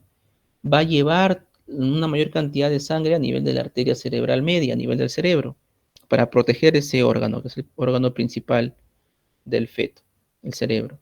Entonces, el poco oxígeno que tienen, los pocos nutrientes que tienen, los lleva al cerebro en mayor cantidad. Por eso hay una centralización a nivel cerebral de los flujos fetales. Ya hay una compensación hemodinámica inicial. Ya se ve reflejado en el Doppler como una arteria cerebral media más dilatada. Ya está dilatada para que haya una mayor cantidad de sangre en esa arteria. Llegue a una mayor cantidad de aporte sanguíneo y nutricional. Luego de esta compensación hemodinámica, hay una descompensación hemodinámica de este feto, ¿ya? ¿Por qué? Porque es un daño crónico, si se dan cuenta, es una evolución crónica de esta patología, ¿ya? ¿En qué se va a ver reflejado? En una isquemia cardíaca de estos fetitos que son expuestos crónicamente a estados de hipoxia. Va a haber una falla cardíaca en estos fetitos. Su corazón no va a funcionar adecuadamente. Llega un momento en que ya no pueden ya. La compensación que se había producido se altera, se descompensa hemodinámicamente. Y en la ecografía, ¿cómo se va a ver expresada? Con alteración del ductus venoso. Es otro vaso que se usa. Entonces, esta descompensación hemodinámica generalmente es algo agudo de la compensación hemodinámica que es crónica, por el estado de hipoxia crónica. En la descompensación hemodinámica ya se ve algo agudo, ¿no? Hay una digámoslo así, un estado de hipoxia tan grande que el feto ya no soporta y el corazón deja de tener una función compensatoria y se ve reflejado en el ductus venoso alterado, con la onda disminuida o ausente, o invertida en el peor de los casos. Luego de esto, de la descompensación hemodinámica, va a haber una falla sistólica del corazón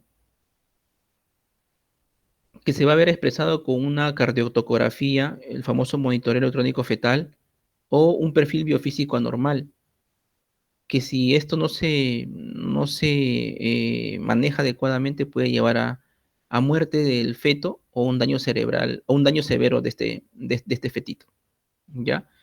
En cuanto a en cuanto a la historia natural del deterioro hemodinámico, por ejemplo, la arteria umbilical en estado de hipoxemia aún mantiene el flujo diastólico.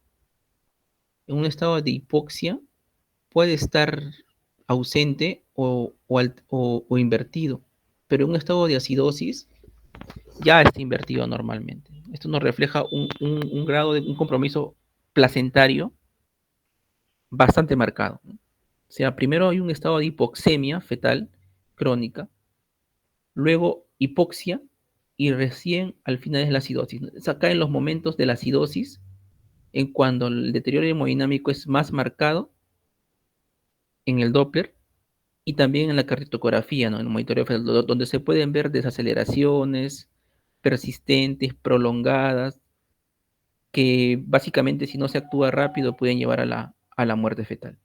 ¿Ya? El perfil biofísico también se va a ver alterado casi al final.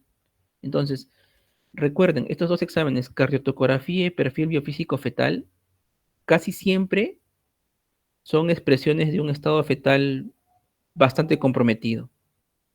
Ya se produjo todo este daño ya se produjo, y la alteración de estos exámenes ya nos está reflejando básicamente que este feto ya tiene un daño bastante marcado y está, si no se actúa rápidamente puede haber un desenlace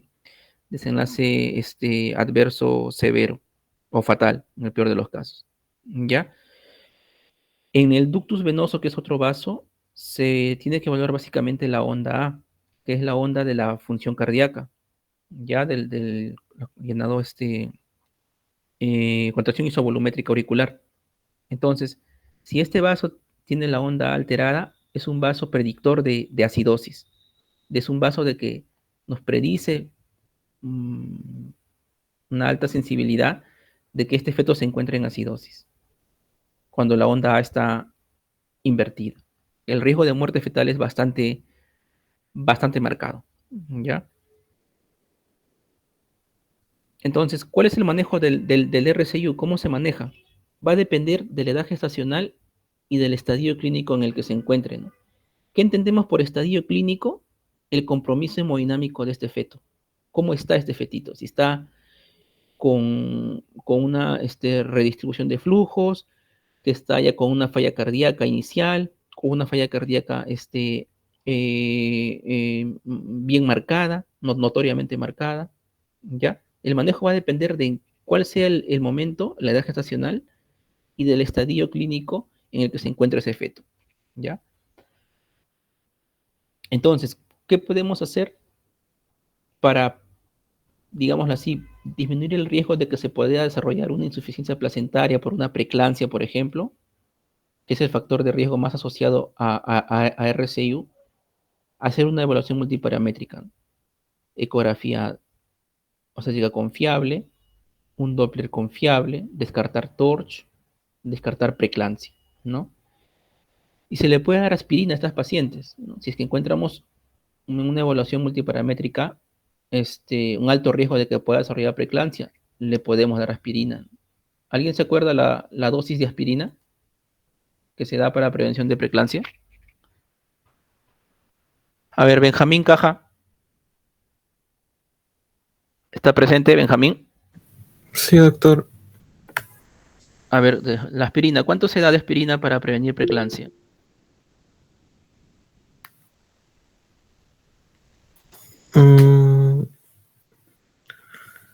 Era 75 a 150.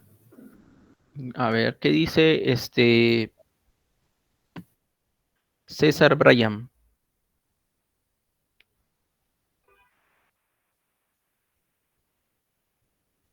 Buenas tardes, Doc. Buenas tardes.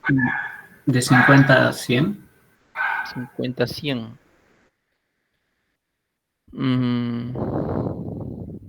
¿Qué dice Gabriela Díaz? Sí, doctor, buenas tardes. Me parece que era de 100 a 150. De 100 a 150. Ya, ¿qué dice Dylan Jesús? De 100 a 150, doctor. Ya. ¿Qué dice Paolo Lazo? ¿Está Pablo Lazo? Lozano, perdón, Lozano, Pablo Lozano. Se encuentra Pablo Lozano.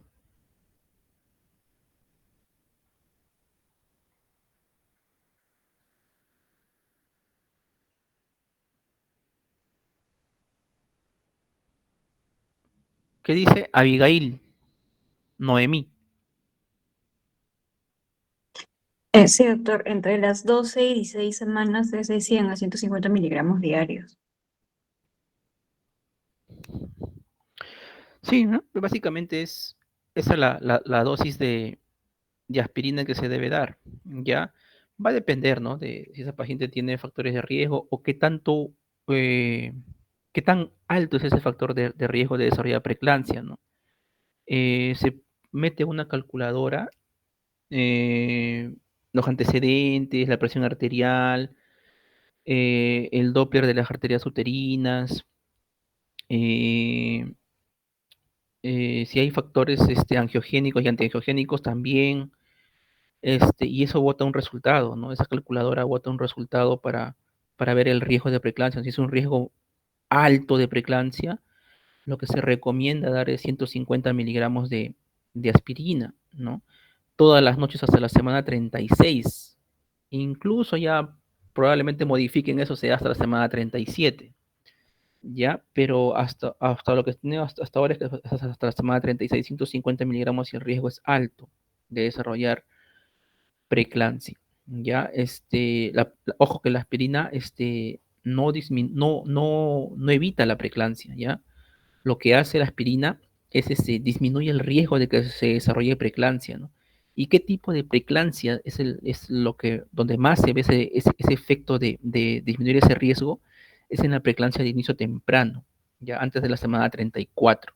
Ya ahí se ve hasta un 70% de disminución de riesgo de desarrollo de preeclampsia, ¿no? Y es bueno, ¿no? Porque si se desarrolla una preeclampsia, imagínense una preeclampsia con severidad, con daño de órgano blanco y hay que culminar el embarazo, es mucho mejor que se dé ese escenario, digámoslo así, en una semana, por ejemplo, 36, ¿no? O 35 días, ¿no? Que una semana 32, 33, por ejemplo, ¿no? Es mucho peor para el feto la prematuridad en la semana 32 que en la semana 36, por ejemplo, ¿no? Y es bueno por eso la aspirina que disminuye el riesgo más en las preeclampsias tempranas, ¿no? Eso básicamente con la aspirina, ¿no? Se recomienda 150, ¿no? Otros estudios que se han dado es, por ejemplo, los americanos que usan la aspirina de 81 miligramos, ¿no? La famosa mini aspirina, ¿no? Ellos se basan básicamente la anamnesis la historia clínica materna, ¿no? Para dar ese tipo de aspirina, ¿no? Ven factores de alto riesgo o de bajo riesgo, ¿no? Y de acuerdo a eso, dan 81 miligramos de aspirina o no. Entonces, los estadios, se recomienda siempre la evaluación de varios vasos, ¿no? Para ver cómo está la hemodinamia fetal y no únicamente la evaluación de la arteria umbilical, ¿no? Porque como hemos dicho, la arteria umbilical se ve alterada cuando ya el 30%, 40% de esa placenta está comprometida, ¿no? Entonces puede haber alteración placentaria sin ser evidente una alteración Doppler, puede haber, pero puede haber, por ejemplo, ya ese escenario de alteración placentaria sin alteración en el Doppler de la arteria umbilical, pero ya con una redistribución de flujo, por ejemplo, ¿no? Puede haber ya un compromiso de este feto que está haciendo una compensación hemodinámica, ¿no? Sin expresarse inicialmente con una alteración del Doppler de la arteria umbilical. Recién cuando sea un 60%, un 50% de esta placenta, y esa alteración o esa redistribución de flujos ya se ha dado desde hace mucho tiempo, ¿no? Y recién se va a ver expresada en la arteria umbilical. Entonces, por eso es lo que se recomienda la evaluación de varios vasos, para tener un mejor conocimiento, un mejor entendimiento de toda la hemodinamia fetal, de todo el estado fetal íntegramente. Entonces, según la escuela española, los estadios del RCU van a ser 4, ¿no? Y va a depender básicamente de cómo se encuentre la hemodinamia de ese feto, ¿no? Y hay diferentes vasos claves para cada estadio. Por ejemplo, en el estadio 1, ¿no? Es un feto con ponderado fetal menos del pergentil 3 y que, por ejemplo, tenga alteración de alguna de las siguientes, de los siguientes vasos, ¿no? Que tenga una alteración del índice cerebro-pergentario, un índice de pulsatilidad menor al pergentil 5, que la arteria umbilical, por ejemplo, esté con mayor resistencia, expresado con el pergentil 95, mayor del pergentil 95, que la arteria cerebral esté más dilatada, expresado con un índice de pulsatilidad de la arteria cerebral media menor al pergentil 5, o que esas arterias uterinas también estén alteradas, que tengan mayor resistencia, ¿no? Expresada con un índice de pulsatilidad mayor del pergentil 95, ¿no? Si tienes un feto en el pergentil menor de 3 o un feto en el pergentil 3 a 10 con alteración del Doppler, con estas características mencionadas, es un RCU en estadio 1. Pero, por ejemplo, si tienes un Doppler fetal en el cual el flujo de la arteria umbilical esté ausente, el flujo diastólico de la arteria umbilical esté ausente, es un RCU en estadio 2. ¿Ya? ¿Ya? O si tienes también un flujo diastólico reverso en otro vaso, que es el istmo aórtico. ¿Ya? En el tipo 3, en el RCU estadio 3, ya el flujo diastólico de la arteria umbilical está reverso. Es mayor el compromiso. Hay una mayor resistencia a nivel placentario que el estadio 2, por ejemplo, que está ausente nada más el flujo diastólico. ¿Ya? O también acá entra otro vaso, el ductus venoso. ¿Ya? Este vasito va a mostrar una mayor cantidad de resistencia, ¿ya? Expresada en un índice de pulsatilidad mayor de 95. ¿Ya? Y en el estadio tipo 4, lo que se va a ver en el ductus venoso va a ser un flujo diastólico reverso de la onda A. ¿Ok? Es un predictor de muerte fetal este ductus venoso. Es un predictor o es un reflejo de un estado de acidosis fetal marcada. ¿Ya? O también puede haber alteraciones en el registro cardiotrocográfico, ya con una variabilidad bastante disminuida. Es un patrón de un feto con una variabilidad bastante disminuida. ¿Ok? Eso nos muestra, o también puede presentar desaceleraciones. ¿Ya? Entonces, esos son los estadios clínicos del Doppler, del RCU, según el Doppler fetal, según la escuela española. ¿Ya? Tipo 1, tipo 2, tipo 3, tipo 4. ¿Ya? El tipo 1, recapitulando, que sea un peso fetal menos del pergentil 3, con algunas de esas alteraciones de la hemodinamia fetal, el índice cerebro pergentario menor al pergentil 5, que nos expresa una redistribución de flujos, el índice de pulsatilidad de la arteria umbilical mayor al pergentil 95, que nos expresa una resistencia a nivel placentaria, de la cerebral media menor al pergentil 5, que nos expresa vasodilatación, o de las arterias uterinas mayor al pergentil 95, que nos expresa también una resistencia aumentada en esas arterias uterinas, ¿ya? El tipo 2, el flujo diastólico de la umbilical está ausente, de la arteria umbilical, es cuando se está expresando que hay una resistencia de la arteria umbilical, ¿ya? Hay una mayor resistencia placentaria para el flujo de sangre de la arteria umbilical, y en el tipo 3 va a estar reverso ya este flujo diastólico.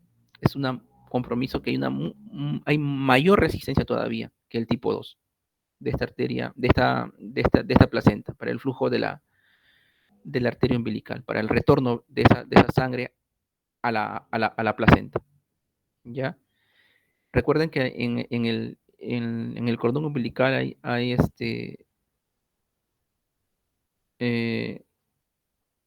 dos venas y una arteria, ¿no? La arteria es la que recoge la sangre, las venas son las que llevan la sangre oxigenada. ¿Ya? Entonces, que hay una mayor resistencia a nivel placentaria nos indica que que hay un flujo diastólico reverso nos indica que la sangre que viene del feto a la placenta tiene mucha resistencia, tiene mucha resistencia a nivel placentario para que retorne esa sangre del feto a la placenta, ¿ya? Y en el tipo 4, el flujo diastólico reverso del ductus venoso. Es un vaso venoso que, que nos va a indicar, ¿no?, un cuadro de acidosis fetal, ¿ya? Es un cuadro, este vaso se altera bruscamente, ¿no? Se altera, se observa esa alteración en un cuadro agudo, ¿no? Entonces, el seguimiento va a depender también, ¿no? Si es un feto pequeño, entre el pergentil 3 y el pergentil 10 con Doppler normal, control ecográfico cada 2 a 3 semanas, ¿no? Si está en el estadio 1, el control ecográfico es cada semana o cada 2 semanas máximo. Si está en el estadio 2, es un control ecográfico 2 veces por semana. Si está en estadio 3, el control ecográfico es cada 1 o 2 días, máximo cada 2 días. Y si está en estadio 4, es cada 12 a 48 horas, ¿ya? Ese es en cuanto al seguimiento, según los protocolos de Barcelona, ¿ya? Y a la vía del parto, ¿ya? El feto pequeño y el feto en estadio 1, como su compromiso hemodinámico no es tan marcado, se puede inducir el parto vaginal, ¿ya? El estadio 2, 3 y 4 se recomienda una cesárea electiva. ¿Por qué? Porque el compromiso hemodinámico de esos fetos es mucho mayor. Y peor, exponerlos a un grado de estrés que sea las contracciones uterinas de un parto, van a comprometer aún más la hemodinamia de esos fetos, ¿ya? Recuerden que en las contracciones uterinas, cuando se presentan, el flujo sanguíneo a nivel uterino disminuye, ¿ya? Entonces, adicionarle un estrés de un parto vaginal a estos fetos del estadio 2, 3 y 4, que ya tienen ya un compromiso hemodinámico por su enfermedad placentaria, adicionarle el estrés de las contracciones del trabajo de parto, podría condicionar a que estos fetos no toleren el trabajo de parto, ¿ya? Por eso se recomienda que sea vía parto por cesárea. Entonces, en cuanto al tiempo, se recomienda, si están en estadio 4, culminar el embarazo a partir de la semana 26, porque ese feto está en peores condiciones intrauterinamente que estando afuera del útero, ¿ya? Si está en estadio 3, a partir de la semana 30, idealmente, ¿ya? En estadio 2, a partir de la semana 34, se podría culminar el embarazo, y si está en estadio 1, a término, a partir de la semana 37. Si es un feto pequeño, a partir de la semana 39 o 40 se puede terminar el embarazo, ¿ok? El riesgo de muerte uterina es mayor en los estadios 4 y va disminuyendo conforme el feto va llegando a un estadio menor. Complicaciones del RCIU: morbimortalidad perinatal aumentada, como les había mencionado, asfixia, depresión, acidosis, convulsiones, ingreso a UCI, apnea, enterocolitis necrotizante por la prematuridad, etc. Un crecimiento físico también alterado, disminuido, un coeficiente intelectual también disminuido a largo plazo, síndrome metabólico también a largo plazo, como hipertensión arterial, dislipidemia, diabetes, enfermedades cardiovasculares, etc. Y alteraciones también en el neurodesarrollo, ¿no?, y en el aprendizaje. Conclusiones: primero, datar bien la edad gestacional de manera más fidedigna, ¿no? Es crucial para poder empezar un diagnóstico adecuado, ¿no? El Doppler es una herramienta fundamental para la predicción, diagnóstico, seguimiento y manejo del RCIU, ¿ya? Hay que usar tablas de crecimiento fetal adecuadas y se recomienda la evaluación, como les había mencionado, multiparamétrica, usar varios vasos, no solamente la arteria umbilical, e integrada también, ¿no? Una evaluación integrada, ¿no? Complementarlo con la cardiotocografía y el perfil biofísico fetal ecográfico, ¿ya? El diagnóstico temprano, el seguimiento estrecho y el parto oportuno ya son importantes, son cruciales para tener un resultado perinatal adecuado, sea a corto plazo o largo plazo. ¿ya? Esta es la bibliografía que he usado, se las voy a compartir. ¿Preguntas, dudas? ¿Alguna pregunta? ¿Alguna duda? A ver, Antoine.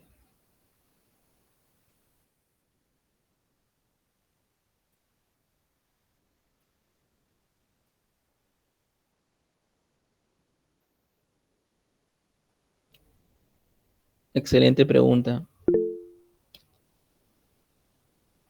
A ver, ¿alguien tiene algún comentario?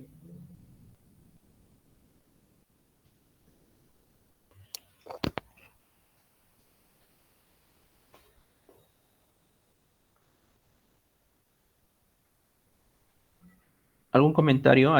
¿Alguien? ¿Alguna idea de la pregunta realizada por su compañera?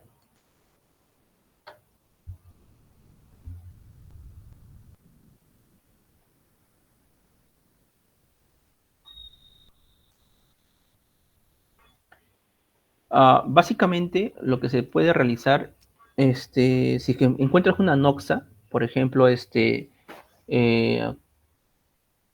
exposición a tóxicos, radiaciones, algo que puedas intervenir tú, se puede retirar esa noxa. Pero como les había mencionado, o por ejemplo, una paciente con desnutrición, con abuso de sustancias, se podría retirar ese agente nocivo, ¿no?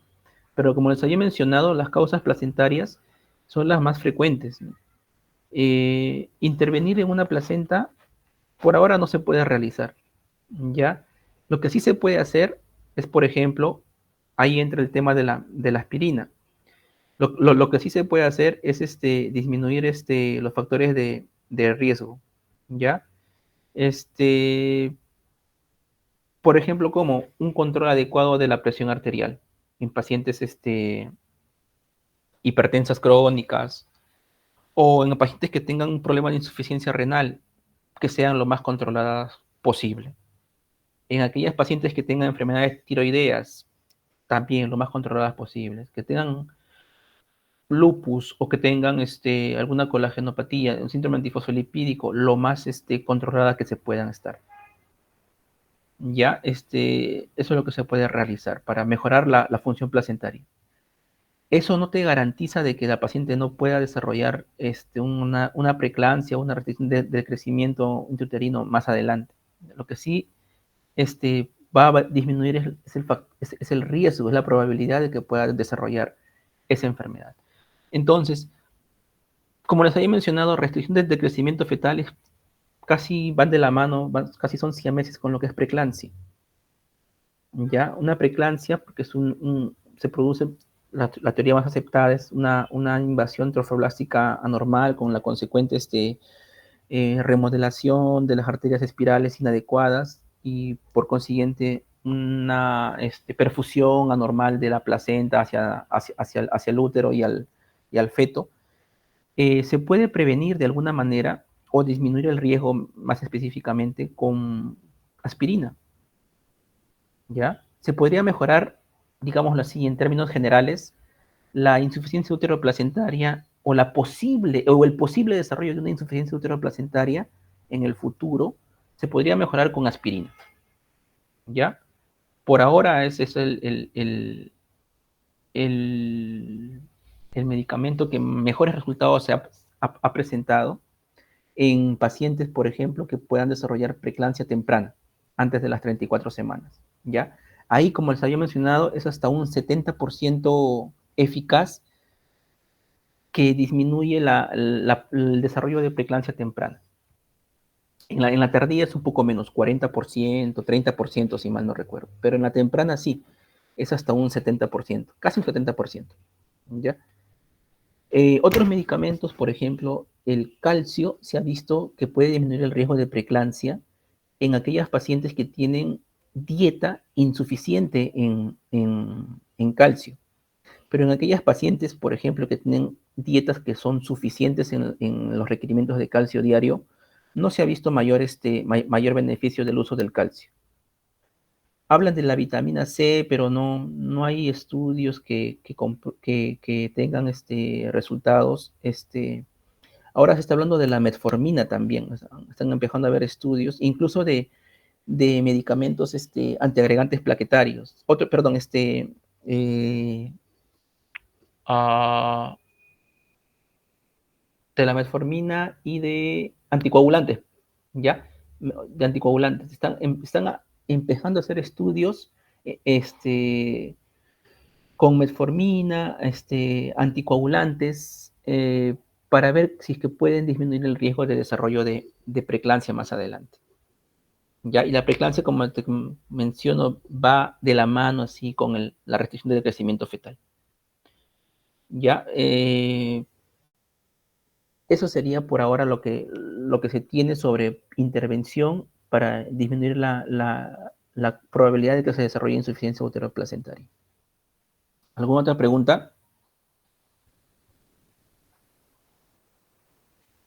¿Quedó más o menos claro, Antoinette? ¿Alguna otra pregunta? Preguntas, comentarios.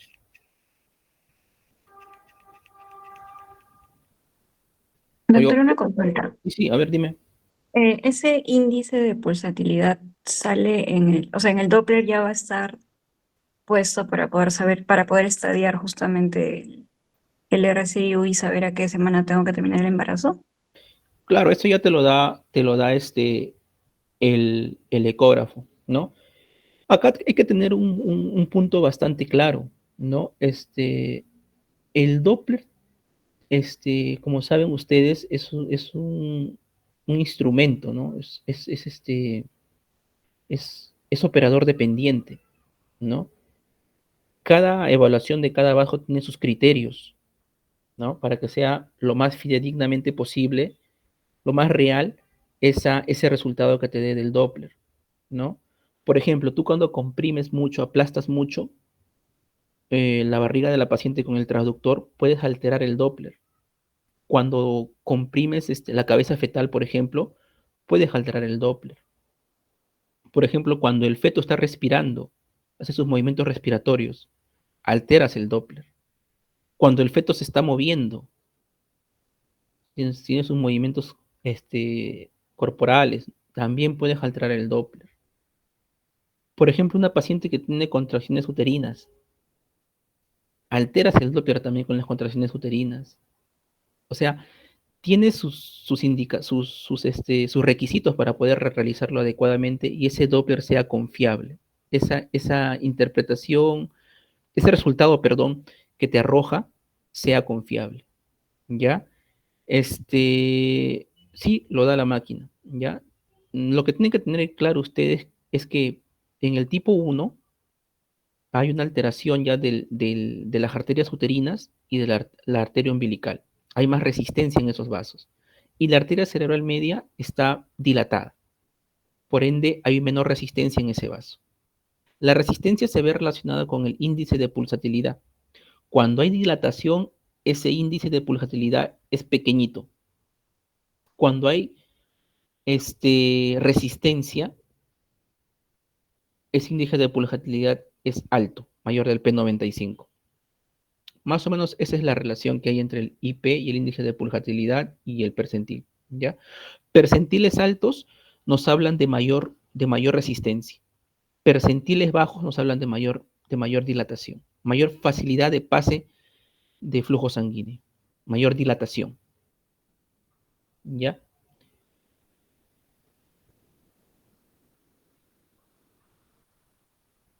¿Alguna otra pregunta?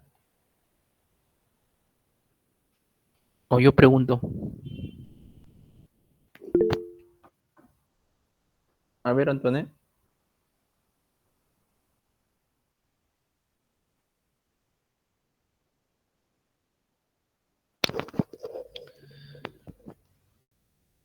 Lo importante es el control prenatal para poder sospecharlo. El diagnóstico lo va a dar la ecografía, ¿no? El Doppler. Pero para la sospecha tiene que tener el control prenatal una barriga, por ejemplo, bastante pequeña. Si ustedes revisan su cinta obstétrica, me imagino que todos deben tener su cinta obstétrica, ¿no? Si ustedes revisan la cinta obstétrica, en la parte posterior hay las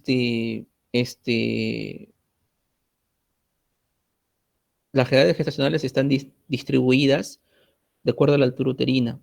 Por ejemplo, para la semana 25 hay una edad gestacional, perdón, para la semana 25 de embarazo hay una altura uterina mínima y una altura uterina máxima. Entonces, si está por debajo de esa altura uterina mínima, se debe sospechar en un feto pequeño, por lo menos. Y requeriría una evaluación ecográfica para confirmar un diagnóstico de un feto pequeño o si requiere Doppler, realizar el diagnóstico de una restricción del crecimiento fetal. Entonces el control prenatal es importante por eso, ¿no? Porque nos va a permitir ver cuánto ha ganado de peso la paciente, ver cómo está el tamaño de la altura uterina, ver la constitución física de esa paciente, si es una paciente delgada, de repente una paciente obesa, etcétera, ¿no? Lo principal, la altura uterina, ¿no? Obviamente bien tomada, ¿no? Espero que sepan ya al menos tomar la altura uterina, ¿no? ¿Alguna otra pregunta? No se olviden que ya no se habla de temprano tardío, ¿no? Ya ese concepto ya deben sacarlo ya de su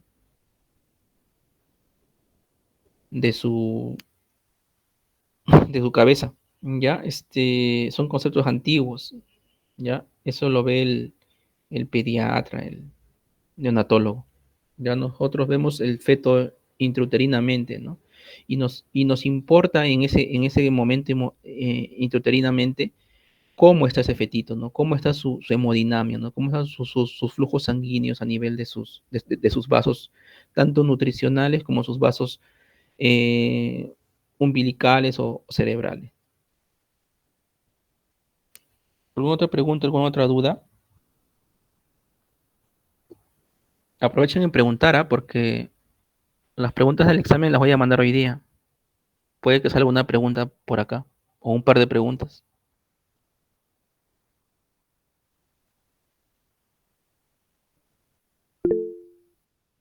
Juan Pablo. Bueno, no es una pregunta como tal, sino se nos va a mandar la clase. ¿Cómo? Se nos va a mandar la clase. No te escucho. Si nos va a mandar la clase. ¿Si lo voy a qué? Mandar la clase. ¿Faltar? Si nos va a pasar la clase. Ah, no, claro. Siempre paso las clases. Ok, eso.